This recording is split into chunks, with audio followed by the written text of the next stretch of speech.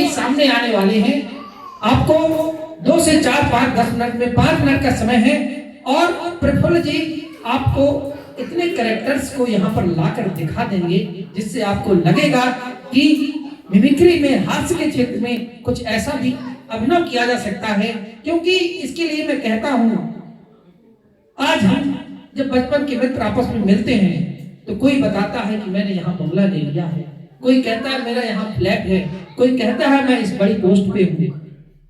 जब भी मिलते हैं करते हैं केवल अपने धन की बात। जब भी मिलते, आशीष भाई, जब भी मिलते हैं करते हैं केवल अपने धन की बात। लेकिन ये बदला नहीं है, जैसा था वैसे ही है।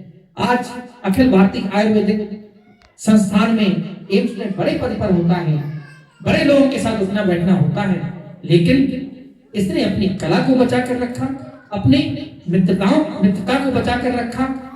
जब भी वो लोग ऐसे होते हैं जो भूलते हैं, जब भी मिलते हैं करते हैं केवल अपने धन की बात। क्या सचमुच ही बदल गए हैं या बदली है मन की बात? आज मुझे वो यही बता दें, आज मुझे वो यही बता दें, मैं यूं भी चुप रह लूंगा। भूल गए वो प्यारा बचपन, भूले सब ट्यूशन की बात, भूल गए सब प्यारा बचपन। आइए प्रफुल्ल जी, आपका स्वागत है, आइए।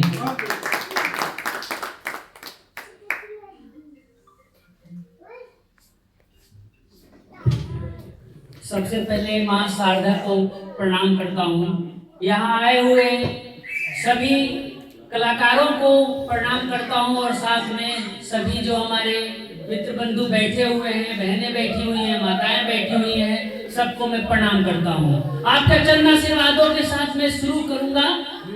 उससे पहले मैं बता दूं कि आज जो हम लोगों का बुंदेली मित्र मंडल समारोह हम लोग आज जो कर रहे हैं, ये मैं तो ऐसे मुख्य रूप से बिहार का रहने वाला हूँ, लेकिन नितिन भैया ने मुझे हमेशा छोटा भाई समझा है। कई वर्ष की हमारी पुरानी दोस्ती है, तो हमें ऐसा लगता है कि बुंदेलखंड में एक हमारा घर है, वहाँ की धरती भी हमारी माँ है। इनकी माँ, उनकी बहन और भाभी जी का और बड़े भैया, पिताजी, सबका प्यार और आशीर्वाद हमारे साथ हमेशा रहता है। तो अब मैं बुंदेलखंड की धरती पे अपने पसंदीदा एक्टर आशुतोष राणा सर की कुछ डायलॉग आपके सामने मैं बताऊंगा।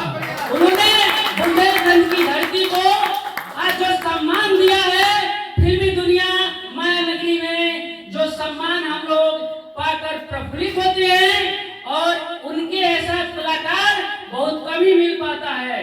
उनकी छोटी छोटी जो डायलॉग आपके सामने मैं सुनाऊंगा कि कलाकार की कीमत आपको याद रखे तो वह एक कलाकार है, वो एक अदाकार है, लेकिन उसकी किरदार याद रखे तो वह एक बहुत बड़ा कलाकार है। और उनकी बात अच्छी लगती है मुझे, भजन, भोजन, खजाना, यारी, यह सब है पर्दे के अधिकारी। जैसे नितिन भैया ने मुझे दोस्त के रूप में इतनी बातें कही, तो कभी कभी लोगों की दोस्ती की नजर लग जाती है, तो यारी भी पर्दे में रखनी चाहिए, दूसरों को अपनी गहरी यारी की बतानी नहीं चाहिए। इसलिए मैं कहता हूँ, और अब मैं थोड़ी देर में आपको कुछ मिमिक्री स्टार का मैं मिमिक्री करके आप सबके सामने में बताऊंगा। उसी को हम उस समय से हेलो ऐसे मुझे माइक की जरूरत भी नहीं होती है, आवाज में उतनी दम है। मैं यहाँ आए हुए अपने पहले आए हुए जो कलाकार ने समा बांधा, उनके लिए 2 लाइन की शायरी अभी अभी बनाई है। बचा नहीं सुनाने को कुछ से हमसे पहले आए थे भैया हमारे मुकेश, और मैं कहूँगा नहीं देख सकते कितनी है इनमें क्षमता। बहन हमारी आई थी जो बता के गई, जिनका नाम है नम्रता। अब मैं आप लोगों को, अब मैं आप सबको, हमारे अंदर कुछ कलाकार पनपते हैं, और मैं कुछ कलाकार से जब शुरू किया था, इन भाइयों ने मुझे बहुत तारीफ किया था कि आपके अंदर एक कला है। मैं अपने अंदर एक बात बता दूं, मैं 7 साल की उम्र में बोलना सीखा था। लोगों को लगा कि मैं बहुत अच्छा नहीं बोल सकता, लेकिन 11 साल की उम्र में मैंने मिमिक्री स्टार का आवाज निकालना शुरू कर दिया था। वो कुछ महान कलाकार का भी है जो आपको लगे कि मेरे अंदर है तो आप तालियां बजाइएगा। आज हम लोग गुड़गांव सेक्टर 56 में आए हुए हैं और आप लोग का हमारा सुन करके सीना 56 इंच का हो जाए तो भारत माता की भी जय बोलना। सभी का सीना 56 होना चाहिए और जोरदार ताली आप लोग ही बजाइए। मैंने अपने 15 से 14 साल की कैरियर में दुनिया के बड़े बड़े अस्पतालों में काम किया। उसमें All India Institute of Medical Science, Jayaprakash Narayan Apex Trauma Centre, अखिल भारतीय आयुर्वेदिक संस्थान, महावीर मेडिकल कॉलेज, सफदरजंग अस्पताल। उसमें मैंने एक चीज बड़ा गौर किया कि बहुत से मरीजों को मैंने इलाज करवाया, लेकिन आज तक इलाज कराने वाले कोई वो नहीं है जिनका काम बजाना है ताली। इसलिए आप लोग अपने सेहत के लिए कभी ताली बजाइए। आपने कभी अस्पताल में देखा कि ताली बजाने वाले जो हैं छक्के कभी भी बीमार पड़ गया है? क्यों? क्योंकि वो ताली बजाते हैं और ताली बजाने बहुत बढ़िया एक्सरसाइज भी है। तो आप लोग अपने लिए ताली बजाइए। अगर सोचिए कि मेरे अंदर नाना पाटेकर साहब आ जाए